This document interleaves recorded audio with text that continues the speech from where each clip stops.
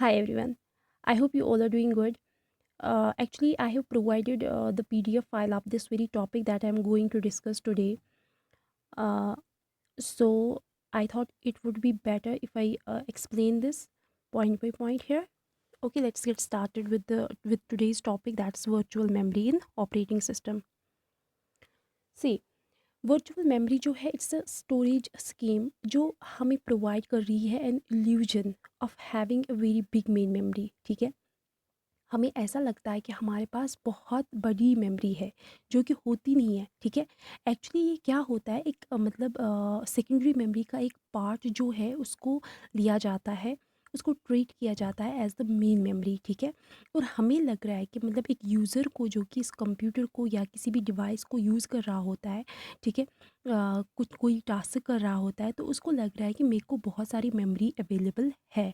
ठीक है, और कौन सी मेमोरी, मेन मेमोरी. ठीक, तो ऐसा क्या होता है, तो इस तरह से मतलब एक यूज़र है, मतलब देखो फॉर एग्जांपल आपके घर में अगर स्पेस है तभी आप किसी को बोलोगे कि चलो हमारे घर रहो कुछ दिनों के लिए, when you are having a space. ठीक है, तो जब आपको स्पेस नहीं होगी तो आप क्या करोगे, आप उनको ज़्यादा मतलब ज़्यादा अर्ज नहीं करोगे उनको रहने के लिए, क्योंकि आपको पता है you are having only little space जहाँ पे सिर्फ आप मतलब मुश्किल से फिट हो रहे हो, तो दूसरों को आप क्या इनवाइट करोगे, है ना. ये एक सिंपल सी एग्जांपल है, डोंट टेक इट सीरियस. तो मतलब सिंपली मैं ये कहना चाहती हूँ कि हम मतलब एक यूज़र जो है वो तब भी कोई काम कर रहा है जब उसको एक अवेलेबल ऐसी अवेलेबल स्पेस होती है जो कि उसको जिसकी उसको रिक्वायरमेंट होती है ना. तो वो स्पेस इसको कौन प्रोवाइड कर रहा है, सेकेंडरी मेमोरी. ठीक है, तो इसको लग रहा है कि मेरे को ये रैम है, मेरे को मेरे पास बहुत सारी मेन मेमोरी है, तो काम जो है वो उसी पे तो करनी होती है. तो इससे क्या होता है कि ये जो यूज़र होता है वो बहुत बड़ी साइज़ की प्रोसेसेस को लोड कर सकता है.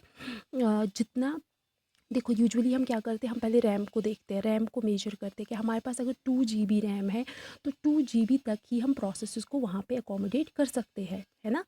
तो मैंने आपको बोला कि हम उससे ज़्यादा प्रोसेसेस को अकोमोडेट नहीं कर पाते, क्योंकि वहाँ पे ओवरलोडिंग होगी, वहाँ पे प्रोसेसेस जो है वो एग्जीक्यूट नहीं हो पाएंगे, है ना.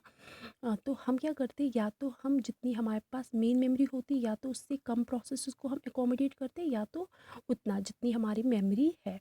तो यहाँ पे क्या होता है, यूज़र जो है वो बड़ी प्रोसेसेस को अकोमोडेट या उसको हम मेन मेमोरी में नहीं ला सकते. ठीक है, दिस वाज अ ड्रॉबैक. तो वो ड्रॉबैक किससे ख़त्म हो रहा है, वर्चुअल मेमोरी से. तो वर्चुअल मेमोरी क्या है, ये हमें प्रोवाइड करती है एक इल्यूजन, हमें लगता है हमारे को बहुत सारी मेमोरी है और हम कोई भी बड़ी सी बड़ी प्रोसेस को लोड कर सकते हैं यहाँ पे. ठीक है, सो हम क्या करेंगे, instead of loading one big process in the main memory, ठीक है, ऑपरेटिंग सिस्टम जो है वो क्या करेगा, मतलब ज़्यादा से ज़्यादा प्रोसेसेस, हमारा हमेशा क्या रहता है मोटिव, मतलब हमारा गोल क्या रहता है कि हमारी जो सीपीयू है, सीपीयू की यूटिलाइजेशन एफिशिएंट होनी चाहिए. सीपीयू की मतलब सीपीयू जो है वो हमें मतलब 1 मिनट के लिए, 1 सेकंड, 1 मिली सेकंड के लिए भी हमें सीपीयू आइडल नहीं रह पाना चाहिए. तो उसके लिए हमें क्या करना है, we have to accommodate more and more processes in this main memory. ठीक है, तो अब वो हम कैसे करेंगे, अब अगर आप बहुत सारी बड़ी प्रोसेस लाते हो, ठीक है, बड़ी प्रोसेस लाते हो तो